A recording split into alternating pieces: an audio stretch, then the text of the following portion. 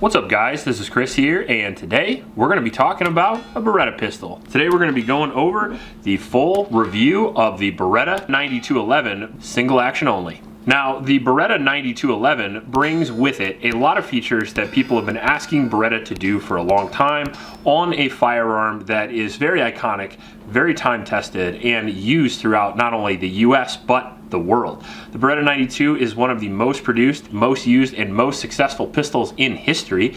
It was the US military firearm as the M9 from 1982 until about 5 years ago, and it has been in every action movie and used for about every purpose you could use a handgun for since 1982.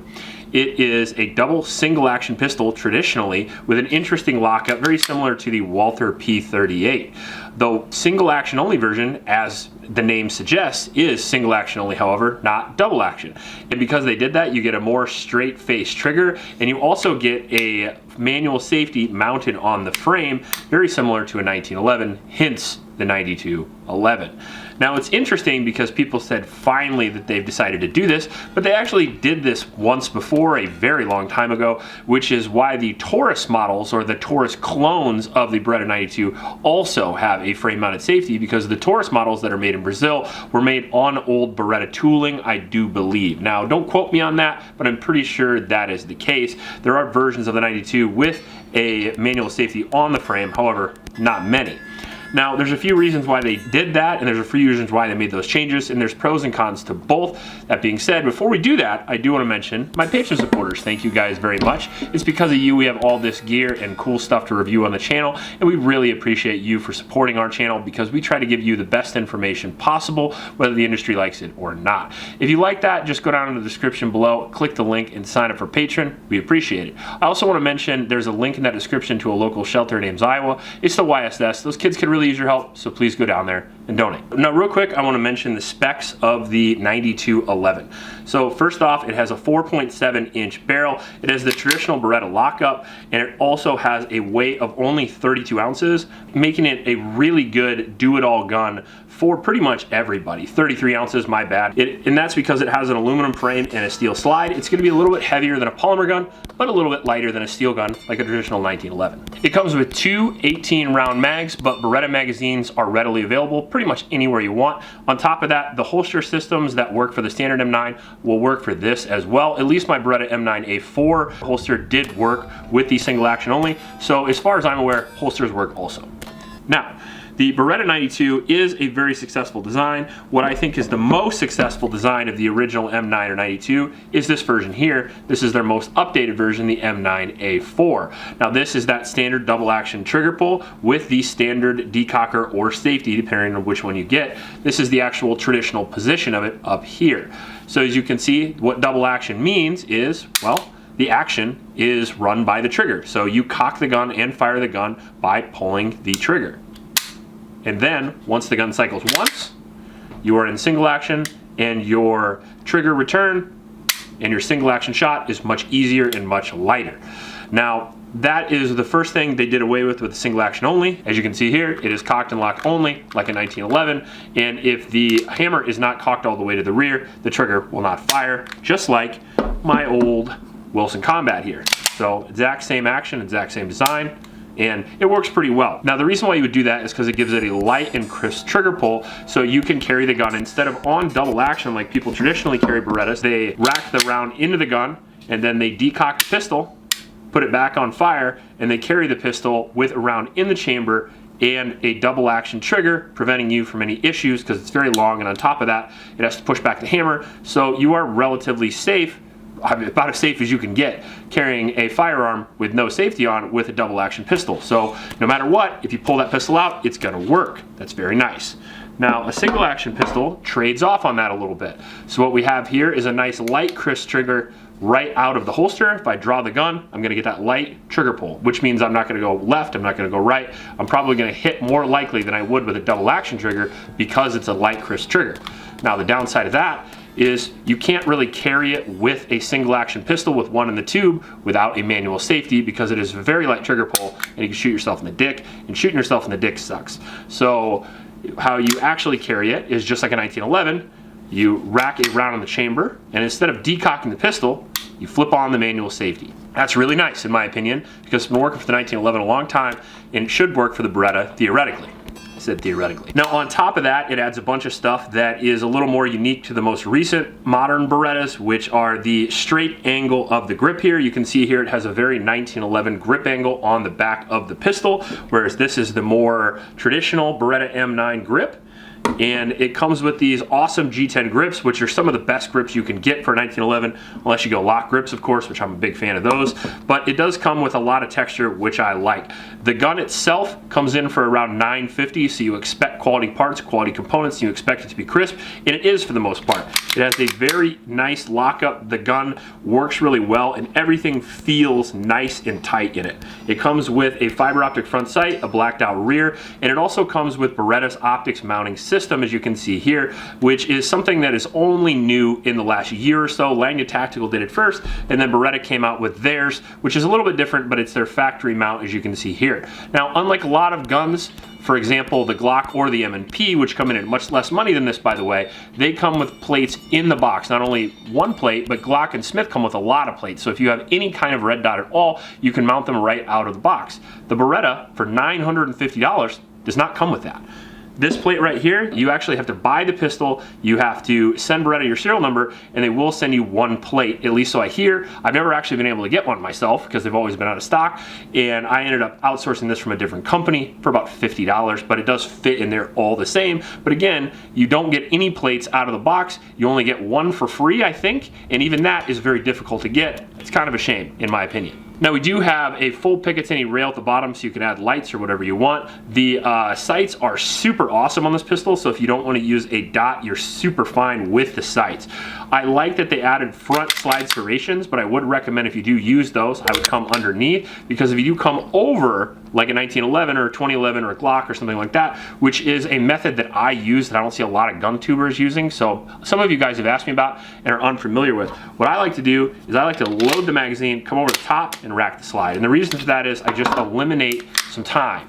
So it is perfectly fine to load the magazine and come from behind, and that works. However, a lot of times you have to put a lot more effort into it and then come back and get on the pistol, whereas if I lock the slide right here, I just roll right in. It's just a little bit faster for me. I do a lot of reloads in competition, so that's what I do. Now if I do that on a Beretta 92, I burn the shit out of my hand on the barrel. That's something to be aware of.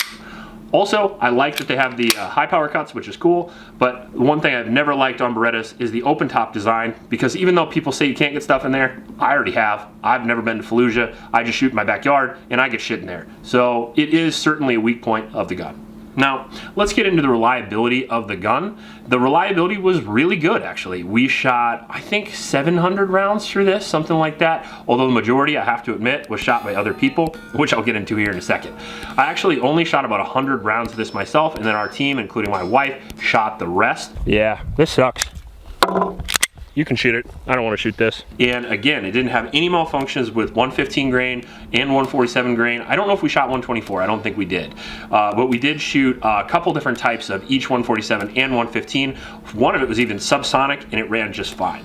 I don't think the reliability of the Beretta 92 out of the box, at least with proper mags and proper springs, looking at you, United States military, but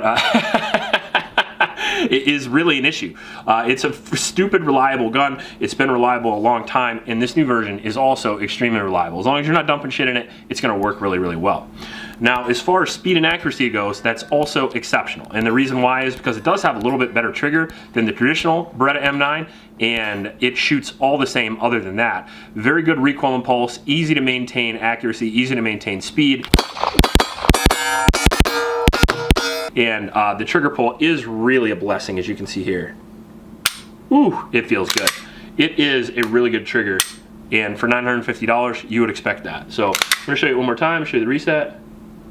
It is real nice. I do like the trigger. But now let's get into the big downside. In my opinion, one of the biggest downsides I've ever had on a pistol. I like the Beretta M9. I'm a big fan. I've been watching Jean-Claude Van Damme kick people in the head while holding one for fucking 20 years. I absolutely love them. I love the way that they look. I love the way that they feel. This right here, if you watch the footage, is one of my absolute favorite pistols. Not only how it looks, I love how it performs. I love how it shoots. It's just so smooth. But I've always wanted a frame-mounted safety, and I've always said, man, if Beretta could just come out with a frame-mounted safety, I could ride that thing, I could shoot it even better, I'd even have more fun. Sometimes I'm wrong, and in this case, I absolutely was. This safety sucks. It is really, really bad. Now, it didn't affect my wife very much because she has very tiny hands, but anybody that had even remotely big hands did not like this. Woo! Yeah, that thing hurts. That thing's biting the shit out of me. Man, that thing's biting the crap out of me. Look at that line it's putting on my hand already. So first off, it does sort of remind you of them just gluing one on the side. I do mention that a lot of times when pistols add or subtract things they weren't in the original design, they generally don't do it all that well. Now, one of the things that you have to do when you shoot the Beretta M9 single action only is you do have to keep your thumbs under the safety. Okay, now I don't recommend that. And the way that I usually show people to shoot manual safety guns is I like to ride the safety. And the reason for that is under recoil, you can pop that on if you're underneath. And if you are riding the safety, you can always hold it off. And on top of that, use it as a recoil control device, lock that wrist, and you can shoot even faster. That is if a manual safety is engineered well. This one, in my opinion, is absolutely not. As you can see the difference between the two here, you can actually see that this one has a big old ledge right there. And what that ledge does is it sticks in your hand when you shoot. And so much so that I got about 100 rounds in, it was already breaking my skin, and I was already absolutely tired of it. Now with big hands, I tried to alternate and do what my wife did and go underneath the pistol. But if I go underneath the pistol, I have absolutely no room whatsoever for my sport hand and absolutely no recoil control at all.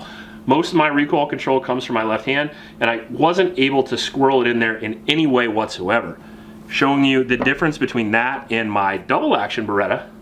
That's how I hold my double action Beretta. It's like a vice by comparison. I get so much more recoil control out of this, and honestly, I get the same trigger as long as I'm in single action. The only difference is with the old Berettas is I have the benefit of the double action trigger, so I can carry it without using manual safety, which is really nice. Now the other benefit of the single action only, it eliminates, in my opinion, the fatal flaw of the Beretta 92, which is going to be the frame mounted safety. So if you are a person that comes back here and you grab the slide like that and rack the slide, you will not inadvertently put the safety on like you would some of the old Beretta M9s or the old 92. And that's really great, except Beretta already solved that. The newer models actually come with an upswept safety, so it is very, very difficult to engage that safety when you rack it to the rear anyway. Second thing you can do is obviously go from the front, and the third thing you can do is get one of these G model pistols, so even if you lock it in, it pops back off, and you can still shoot it. So in my opinion, they went out and they tried to fix an issue that a lot of people had, but they didn't do a very good job of it, so much so that I think the old style pistols still are a better choice. Now, if you really consider the performance of the handgun through the review as a whole, and you take it for what it is a super reliable, super accurate pistol. Now, does it have a shortage of plates? Yes, but can you get them? Sure. And if you already have one or that's not an issue for you, and on top of that, you've felt this guy up at a gun store and it fits your hand great and the safety doesn't hurt your hand, then is this a good pistol? Absolutely. It's a great pistol. It's super reliable, it's super accurate, it looks cool, and it really does come with all the features you need, except for the optics plate. But if you're not interested in that, you want to shoot iron sights, it comes with a great set of iron sights. It comes with a lineage, it comes with a history, it comes with a track record. The only problem is, it just hurts the shit out of my hand. And that could be an issue that isn't there for you. So am I going to hit on this gun? Am I going to say it sucks? Absolutely not. It's a phenomenal gun. It just has to fit you in order to achieve that performance. And with me, it absolutely didn't. However, my wife freaking loved it, and everybody else on our team loved it as well. So that being said, people are always different and guns fit people differently, and that's one thing you have to remember when you watch internet videos about people shooting guns, is that you're not them and you might not have those experiences. And overall, I think most people will be pretty happy with the SAO Beretta 9211. If you like this video, please like and subscribe. Please support your Oklahoma shelters, and remember to recycle. I'll check you later.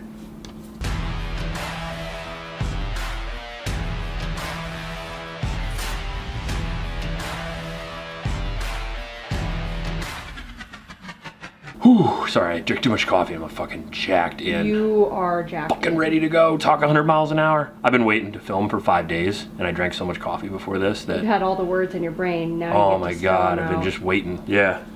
Sexy gun with a sexy girl, though. Oh god.